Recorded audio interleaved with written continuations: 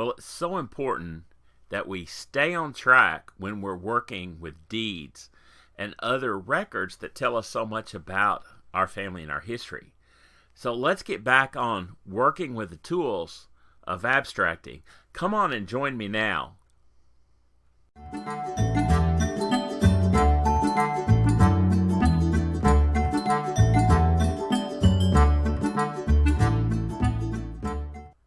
Well, hey, it's Mark Lowe with Kentucky Tennessee Research. Glad to be with you and back on track today. We're working on deeds and some of the tools that I use regularly in helping me not only to analyze, but to record and use them within my research. And so I want us to look at that. And by the way, if you like what we're doing, or if you want us to keep doing some stuff and you want to keep up with everything we're doing, then be sure and subscribe.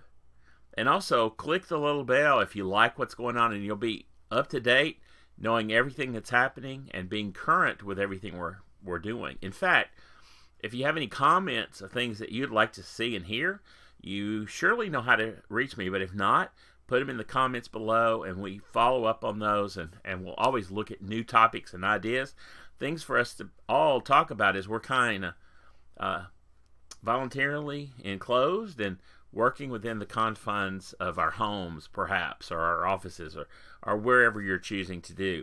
But let's focus back on the topic at hand, and that's going to be being quick, being complete, and being accurate. And we're going to talk about deed extracts today. It's a little bit kind of reinforcing what we talked about before, and I want to go through the process of doing it step by step. And really, an extract is just where we put a portion, an exact transcription of the deed, which is a transfer of land or something else, typically in either real estate or it could be personal estate, but we want to copy it, but we don't need all of it. We're just doing a part, and that's the one I typically use more than any other type of the tools. I do lots of transcriptions, but I often will pull out extractions. So I would rather you focus on those, and then we did talk a little bit about abstracts last time. So do that, but we'll work on all those in the coming weeks. You want to copy names and marks exactly as they appear in the document. Don't change them, or if you know it's a different name and expand it, don't do that. Use it exactly as it is in the document for a transcription or an extract. Don't use abbreviations unless they appear in the document. If you have to make commentary or notes, then put them in square brackets. If the page is torn, or even if you're unsure of a word, you can actually put behind that word a question mark in brackets to show it's unclear, or you can or this word or that word. Okay, always proof before you turn the page. Right? Okay, that makes sense. Okay, so today we're going to look at this transcription where we're going to do an extract. So I wanted to show you where we're going to end up with it. This is pretty close, an exact transcription of a deed, and we can take it from the original format, which this has been microfilmed and digitized. I could actually go over and visit the original deed book, not too far from my house, but it's not necessary that we do it, and actually right now it's probably not even important. And in fact, knowing where they are is more important, and I want you to get used to doing this process, okay?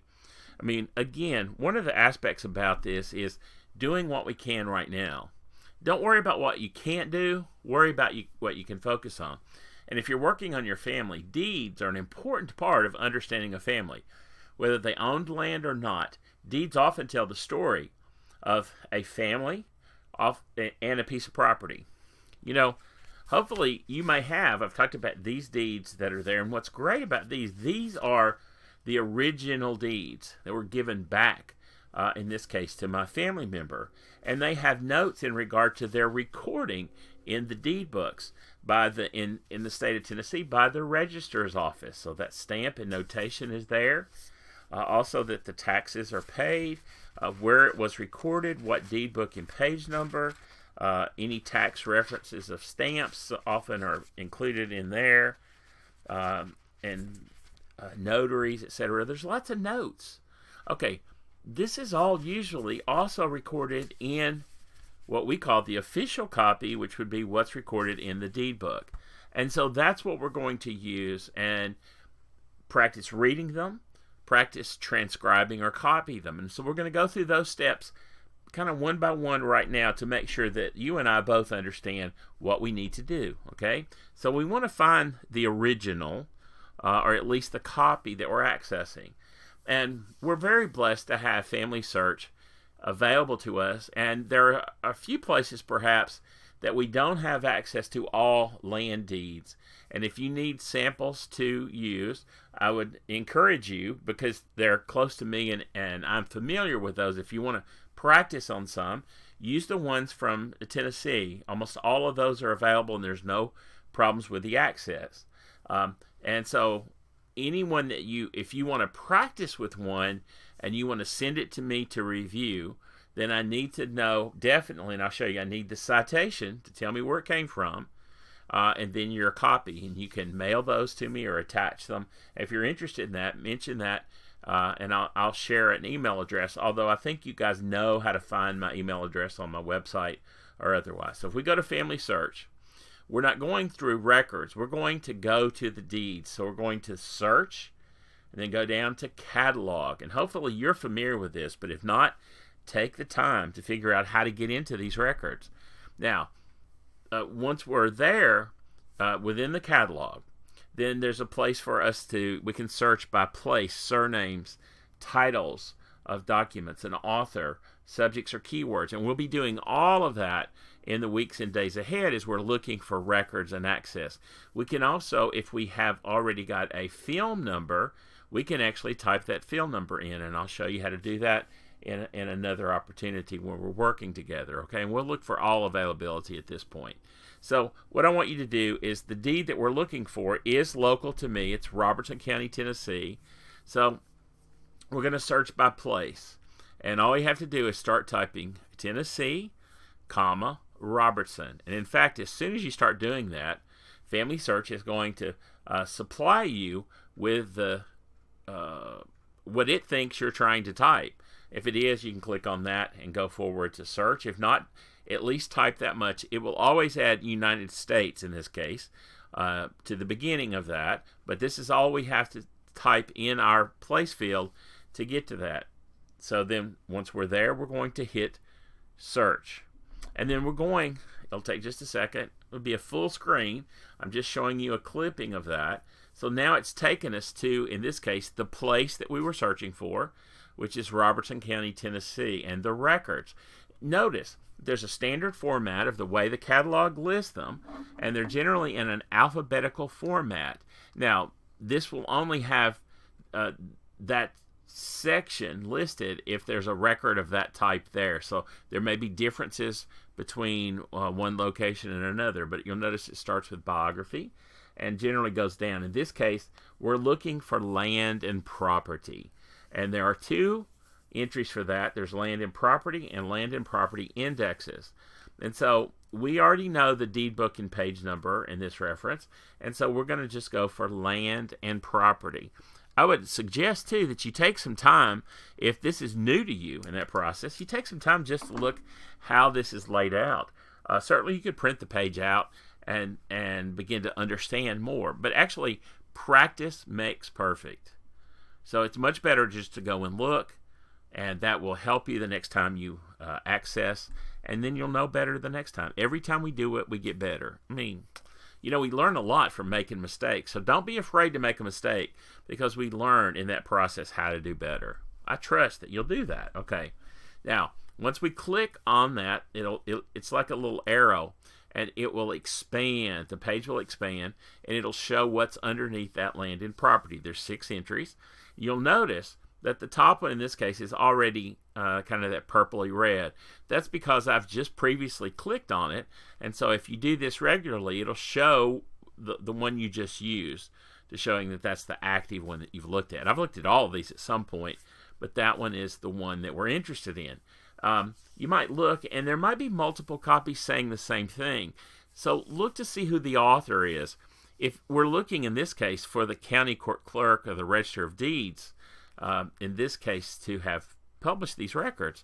And so that's the one we're focused on. So we look, and if we're not sure, click on it, go look at actually what shows up. And if that's not what we're looking for, we can back up and continue in the process of looking at the search. But in this case, if we click on those deed books, then it's going to take us to a listing of what resources are actually available.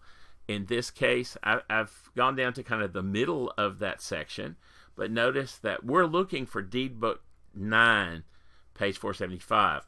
But I kind of went down. It starts with A, so you can see there's W and X. And so those two volumes, and there's the range of dates, are on that microfilm roll that's been digitized. We're actually looking for deed book 9. So if we go down, and in this case, probably the very last one on this section of the slides that I pulled up, deeds volume 8 and 9, range 1853 to 1857. And if we go over to the right, then there's the film numbers, and you'll notice there is a camera. I'm already logged in to Family Search, and so you will need to set up the first time. If you have never set up an account, it's a free account, and once you set up, then you put in your username and password, and then this will give us access. Now, this is one that is not restricted, so it's available for use from your home. It's not a situation. If there's a camera there with a key, sometime when you click that, those are only available to go to an affiliate library or a family history center. Now, if that's the case, then just make a notation of I'm going to look at this and where it is, and then the next time you can go straight to it within that process. But for now, we have easy access, so we're going to click on the little camera on that bottom row that's going to take us to deed books 8 and 9. Okay. Now, I'm going to make this a little easier because I'm not going to show you how to find the particular page. But we're looking for, remember there's volumes 8 and 9. We're looking for volume 9, page 475. So again, that would be toward the end of the book. There's actually 600 and some odd pages in volume 9. And so I've actually got to the page I'm looking for, and it shows pages 474 and 475. So I'm interested in what's there on the right. And most of the microfilm was shot for these deeds was two sheets per page, or 2 pages per frame. It's probably more accurate in regard to that process. And it's not a problem. And so being able to access this, then I would save that just like it is. Okay? And then very easily, I'm going to take, I use Windows Photo Tool, but I can use any image editor. And so if you're using not Windows, if you're using Mac, then you know how to do that. I take those 2 pages, and then I can crop them so that I only get the one page that I'm interested in. I can change the background. I can enhance. I can change the brightness, darkness. Play with these, so that will improve your ability to read the document. You can see the difference. That's the same page there on the left where I've cleaned it up and trimmed it up. There on the right, I've used one of the filters.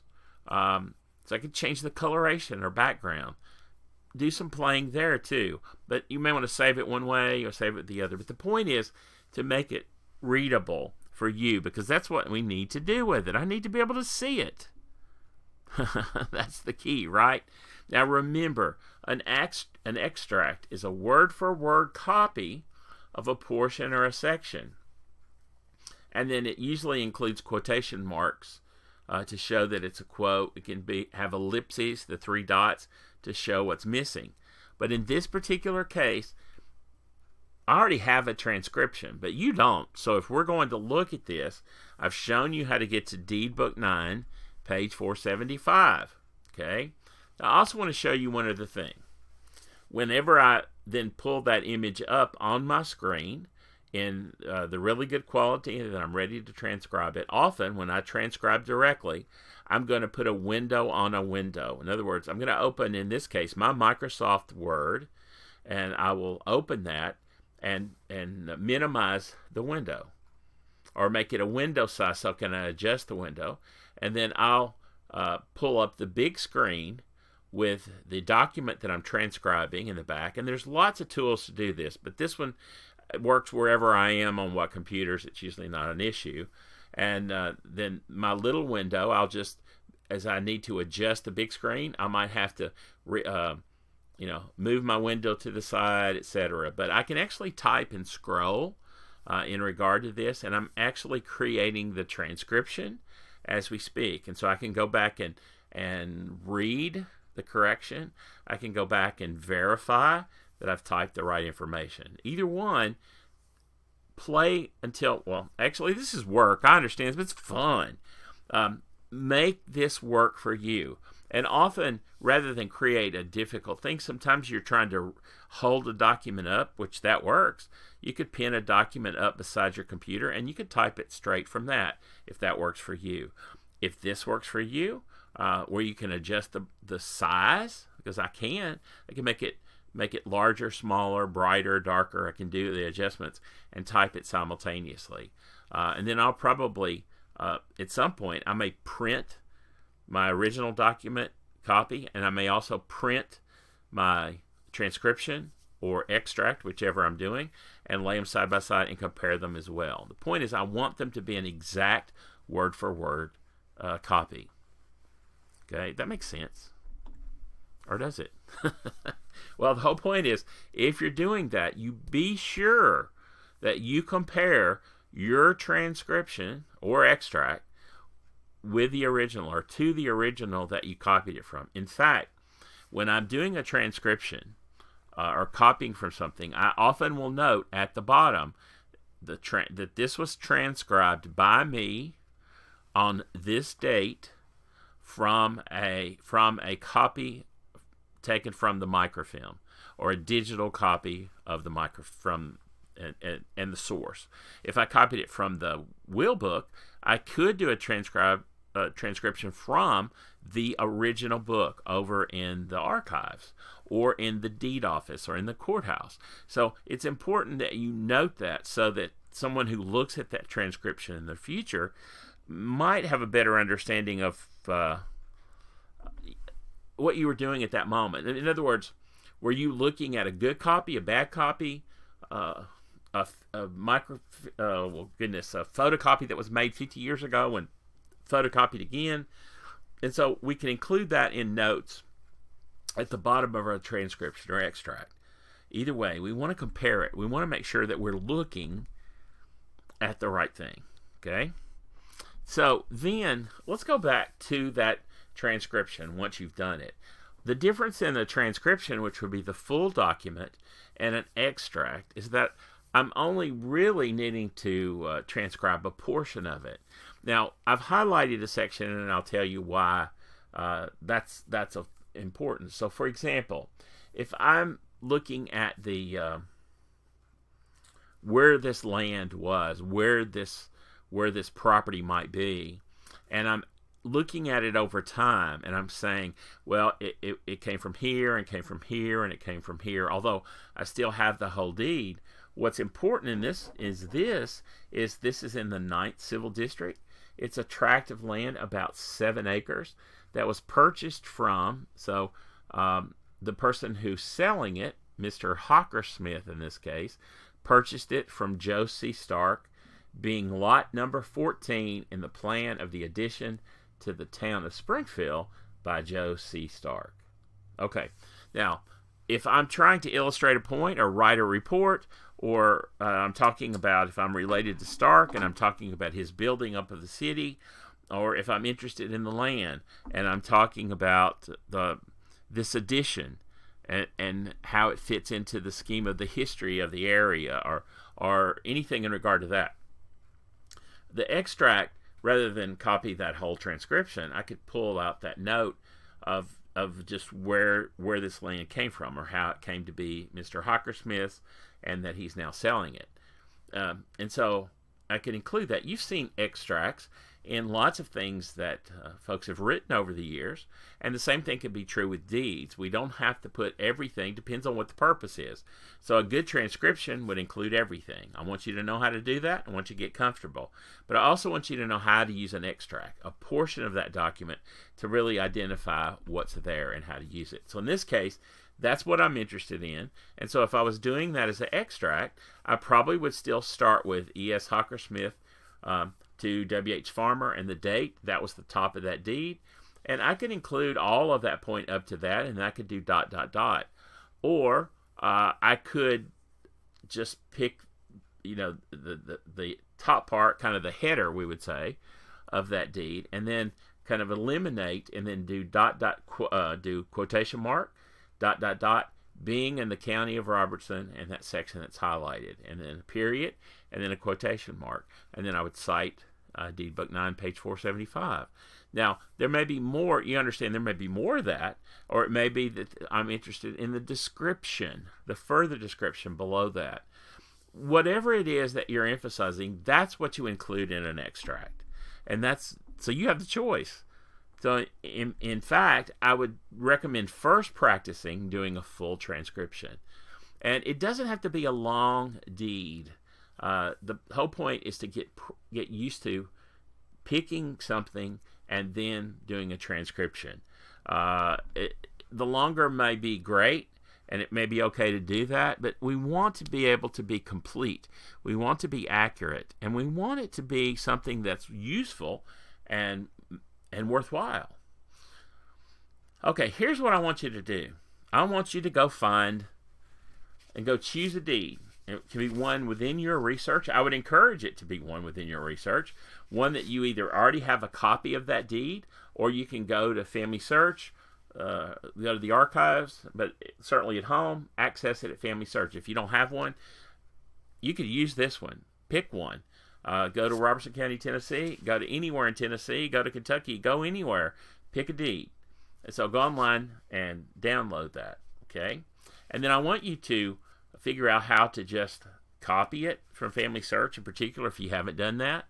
I want you to go into your image editing program, whether you're using Photo by Windows or some other project, iEdit, whatever you want to do, so that you have the page. And remember, a deed can be more than one page, so it may be half pages. So anyway, you want to have it, and then I want you to, with whatever program you're going to do a transcription with, that you're going to type in, then I want you to be able to kind of practice overlaying that window like we did.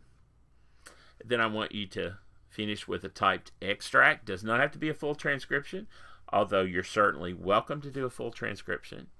And at that point, when you do one, then there's several ways that you can share that. You can, down in the comments, you could create a link and share that link as a PDF of what you have typed, and be sure you include the information of where it came from, what you transcribed from. Was it an original? Was it a digital copy from Family Search? Let us know where it came from. And then that would let us, all of us, can go look at it and learn from what you're doing. Okay? Now, you can welcome to email it directly to me. I'll review it. If I see any issues, and I'll send them back to you. But it's actually just as easy for us to share and look at that. And so make sure, do the first one, feel pretty good about it, go do another one. With repetition, practice, it gets better and better. Always remember, though, having it done is better than being perfect sometimes. Don't hesitate. Don't be afraid. We learn often the most from making a mistake. We won't talk about that anymore today, but that's the truth. Yeah, it's funny how we look back, and we're going through some difficult times. It's always good to have you around and enjoy sharing with you. I'd like to know what you'd like to learn. Now, we're going to continue with some deeds, and we're going into some other topics in the next few weeks, but we'll definitely be doing that. And by the way, I wanted to let you know that the rest of the crew here at Chi-10 Research, even though we're far away from each other, we're talking, and we're going to be making some webinars available to you. So stay tuned and keep looking, and Good luck researching. Take care. Have a great day.